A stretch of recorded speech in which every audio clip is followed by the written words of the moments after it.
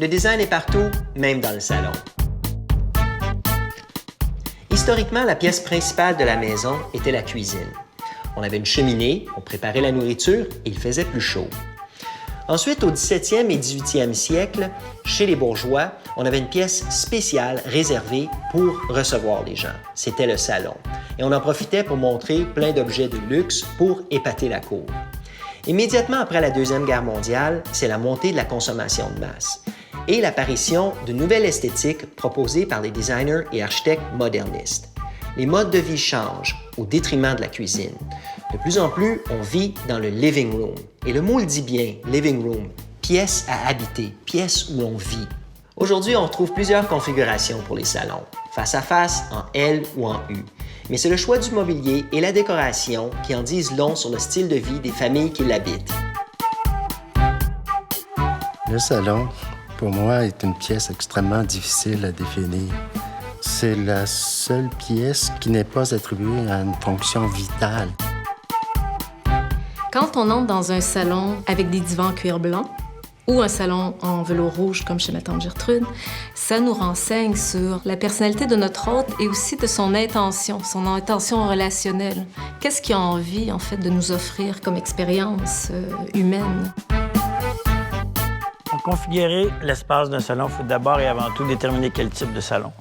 Dans notre secteur d'activité, on travaille avec plusieurs espaces qui s'appellent le salon. On a le salon d'apparat, on a le salon familial et on a le salon que j'appelle le salon passe-partout qui va faire les deux fonctions, soit celui de s'asseoir avec nos amis, prendre un verre avant le repas et de s'asseoir aussi avec les enfants ou avec la famille pour écouter un film ou une partie de hockey. Mais d'abord, c'est important de bien identifier nos besoins avant d'entreprendre l'aménagement de la pièce. Donc, penser aux différents scénarios et peut-être zoner différents endroits dans la pièce pour ces différentes activités. Évidemment, dans un salon, il y a toujours cette idée de la conversation, des relations sociales. Donc, ça, je pense que c'est la principale difficulté, c'est-à-dire d'établir des coins de conversation qui soient cohérents, mais en tenant compte que dans une pièce comme celle-là, il y a plusieurs points d'intérêt. D'une part, il y a la télévision. D'autre part, il y a peut-être une vue sur l'extérieur. C'est assez complexe à organiser en tenant compte de tous ces aspects.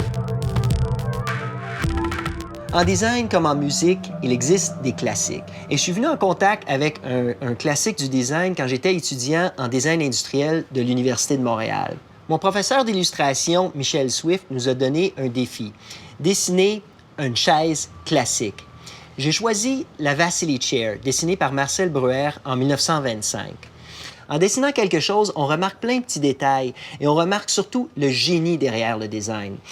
Et je me suis intéressé à qu'est-ce qui a permis l'apparition d'une chaise comme la Vasily Chair. Et en fait, c'est un développement technique. On avait des tubes d'acier avant, mais les tubes d'acier avaient toujours un cordon de soudure qui permettait de relier l'acier qui était roulé.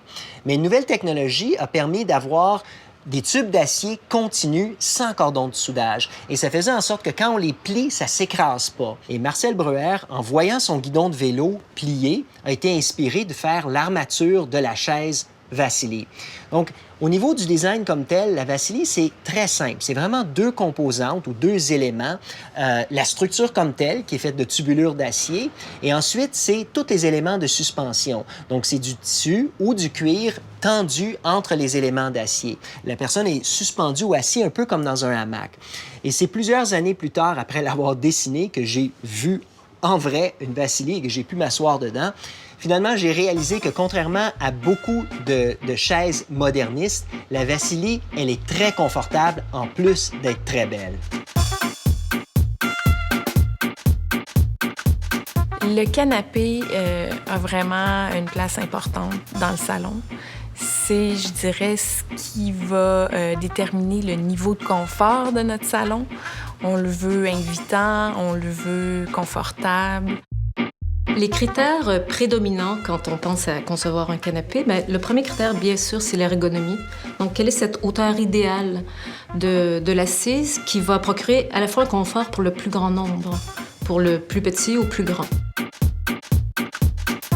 La hauteur de l'assise crée aussi une chorégraphie des corps. Hein? On est assis vraiment plus bas ou plus haut et indépendamment des grandeurs des corps. C'est une proposition qui est directe quant au mode de vie. Une assise basse, évidemment, nous amène à grignoter autour de la table à café. Suite aux années 60, on a vu apparaître le sofa sectionnel, modulaire. Il y a un modèle qui me vient à l'esprit qui a été créé dans les années 70, qui est encore édité aujourd'hui par Ligne Roset. C'est le modèle Togo, qui a un aspect un peu pouf, une assise qui est basse, dans laquelle on s'assoit dans une position vraiment relaxe, là, qui est moins formelle. On voit apparaître ce qu'on appelle maintenant les fat boys, mais son ancêtre était le fauteuil Sacco, qui, à mon sens, constitue une certaine révolution par rapport à la conception même du meuble. C'est un sac en cuir ou en vinyle qui contient des billes de polystyrène, mais qui amène un concept assez intéressant. C'est celui de l'empreinte de l'utilisateur. C'est-à-dire qu'au lieu que l'utilisateur se plie à la forme de l'objet, c'est l'objet qui se plie à la forme de l'utilisateur. Je me rappelle même l'histoire de M. Zanotta qui était tout fier de me raconter qu'il était le premier à avoir produit cette pièce que tout le monde connaissait, la pièce la plus copiée à travers le monde. Un designer est arrivé avec une poche de billes, puis il a mis ça dans son bureau, puis il a dit « Questa qui è una sedia ». Ceci est une chaise, est un fauteuil. Et M. Zanotta était tout fier de me dire que c'est lui qui avait pris la décision, le premier, de produire cette pièce-là, qui aujourd'hui, tout le monde a connu dans des parties de sous-sol ou dans des parties de famille, un Sacco en quelque part. Le canapé modulable est intéressant. C'est celui qui m'intéresse en tant que designer le plus. Mon archétype de divan modulable, c'est celui de Hans Hofer de 1971 pour Roche-Beaubois, qui est une espèce d'accumulation de matelas.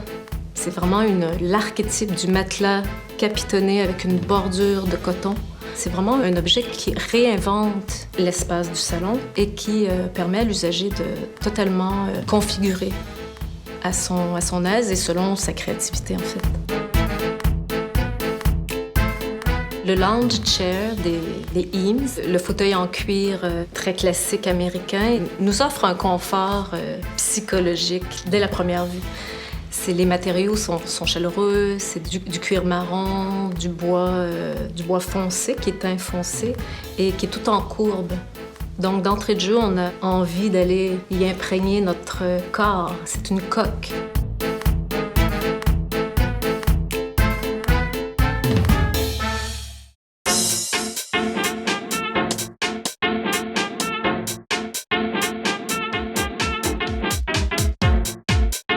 Si l'arrivée de la radio dans le salon a un effet rassembleur, l'effet est multiplié par l'arrivée du téléviseur.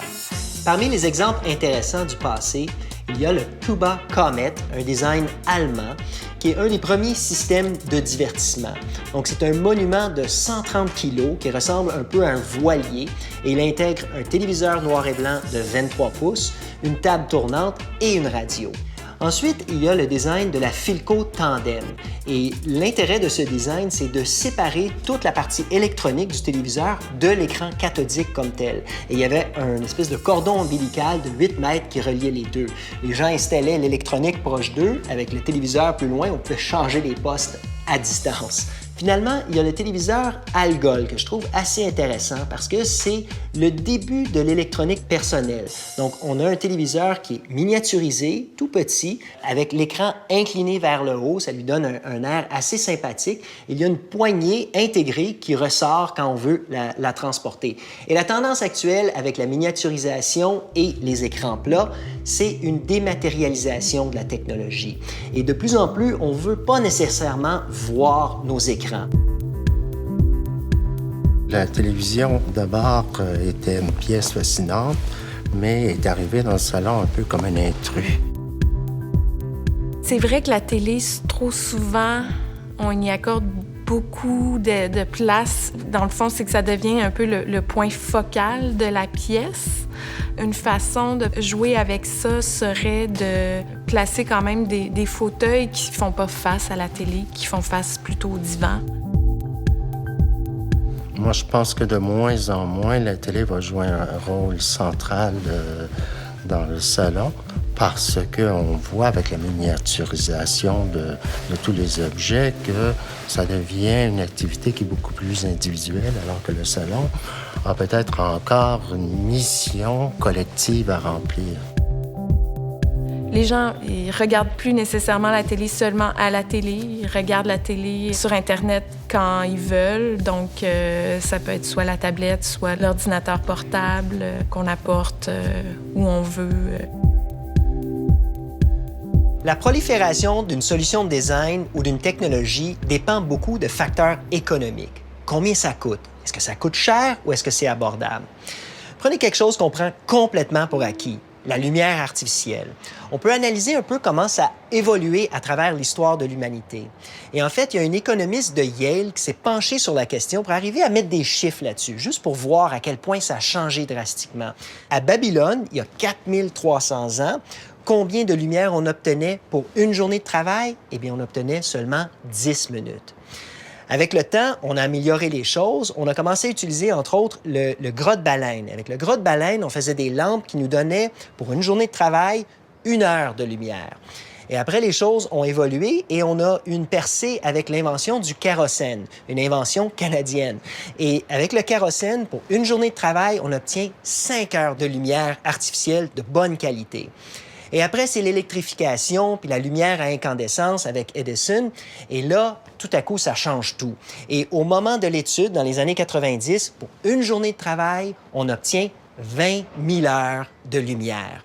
Et depuis, ça a continué d'évoluer. Maintenant, on a les ampoules LED et les ampoules LED sont 6 fois plus efficaces que l'ampoule incandescente. Je dirais que la lampe, l'objet, est un phare. Moi, je pense que l'objet qui éclaire, la lampe, devrait être très présente dans le salon. C'est un phare, c'est une veilleuse. C'est une espèce de repère qui aussi circonscrit à sa façon l'espace du salon. C'est important de penser à varier les sources d'éclairage, créer différentes ambiances, avoir évidemment peut-être une lampe de lecture dans un coin, une lampe plus d'ambiance qui va amener un effet plus théâtral. La lampe comète qu'on a créée s'intègre particulièrement bien au salon. Donc la lampe comète, c'est une lampe d'ambiance qu'on peut finalement façonner, modeler selon notre humeur, selon nos besoins. C'est une plaque d'acier qui a été découpée au laser et on applique un thermoplastique cuit qui est très résistant, donc qui résiste au pliage. C'est une lampe finalement qui, une fois modelée sous forme d'une sphère, va avoir un éclairage plus tamisé parce qu'elle est plus fermée. Si on veut avoir un éclairage plus fort, on peut l'ouvrir puis déconstruire la sphère et là, ça devient un objet plus éclaté.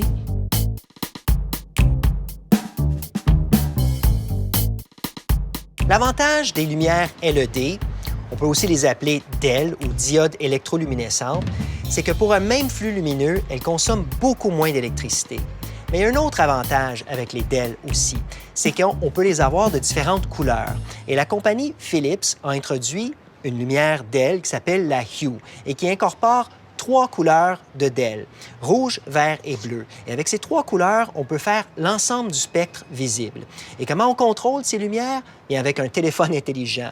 Avec une application, on peut ajuster la couleur subtilement de notre salon. On peut aussi avoir des couleurs plus extrêmes, rouge, mauve, vert, à peu près n'importe quoi.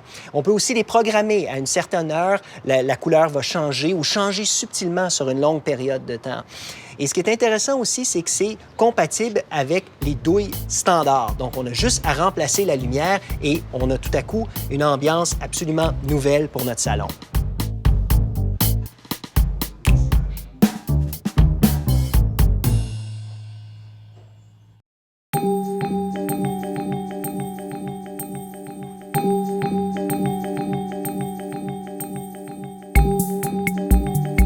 La bibliothèque est l'objet le plus banal. Ça doit ranger des livres, ça a presque jamais changé de forme dans l'histoire.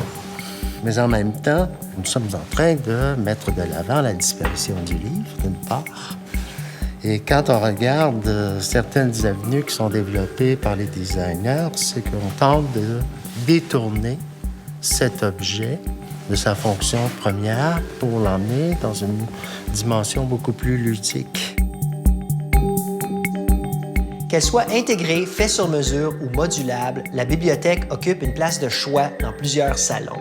Mais on ne l'utilise pas seulement pour placer des livres. De plus en plus, on l'utilise pour exposer des objets d'art, des objets de design ou des souvenirs. Comment est-ce qu'on peut changer la forme de base d'une bibliothèque sans perdre sa fonction? Plusieurs designers se sont penchés sur la question. La bibliothèque Bookworm est une surface courbe, sinueuse, appliquée au mur avec une série de serre-livres à des espaces réguliers. Donc, les livres peuvent être sur la surface courbe ou sur les serre-livres. Et ça fonctionne assez bien et ça donne un aspect assez inédit à une bibliothèque.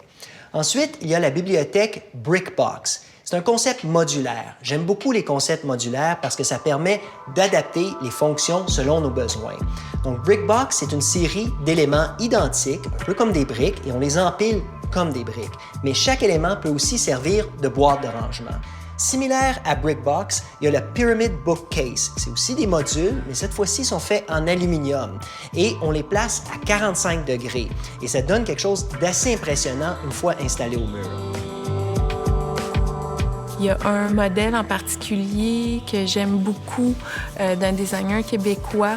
C'est Olivier Desrochers qui a designé la bibliothèque Méo, qui est très simple finalement, mais les braquettes sont en angle. Il y a un aspect ludique, là, que c'est pas statique. Dans une salle de séjour, qu'est-ce qui est le plus fondamental? Ce sont les sièges. Les meubles d'appoint, eux, ils n'ont pas de fonction totalement définie. Le designer n'est pas soumis à de grandes contraintes. Donc, c'est là qu'il peut se permettre, lui, une très grande liberté créative.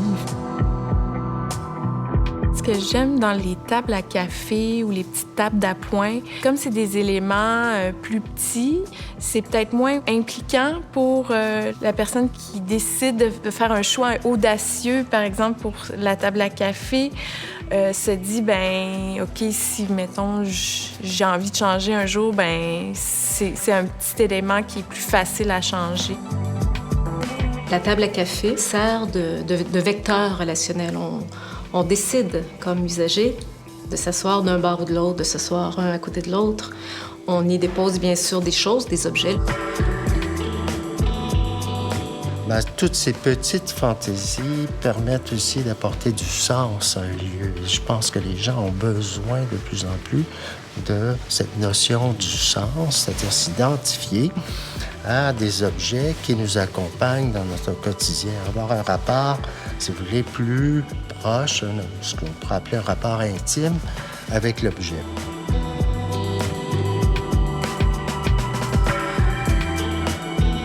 Dans la création d'objets du salon, je pense qu'il y a un fantasme en ce moment qu'on vit, là, de la part des designers, c'est de réinventer toute forme.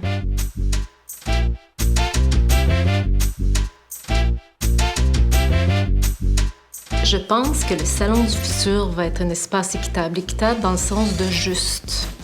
Justement proportionné, la juste dimension. Équitable et juste dans le sens écologique, bien sûr.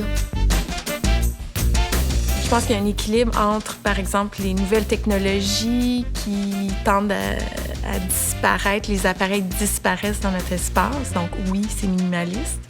Mais on veut que le salon reste une pièce confortable, invitante, qui va servir à tous les membres de la famille. Le sens et l'essence. Je pense que le design doit s'attarder à cette question. C'est-à-dire que plus les gens sont immergés dans la technologie, plus ils ont besoin de vivre dans des environnements qui sont réconfortants. Quand le téléviseur est arrivé dans le salon, ça a vraiment polarisé l'aménagement du salon. C'est devenu le point focal et notre fenêtre sur le monde.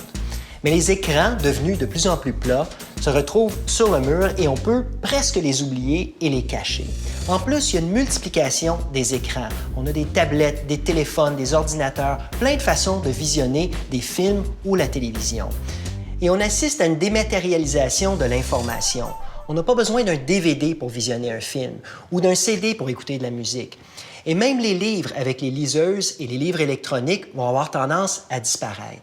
Donc, il va rester quoi dans le salon? Qu'est-ce qui va être important dans le salon de l'avenir? Eh bien, je pense que ça va prendre absolument un lien Internet sans fil haute vitesse. Ça va prendre beaucoup de confort, une belle lumière naturelle et artificielle et la modularité et la polyvalence.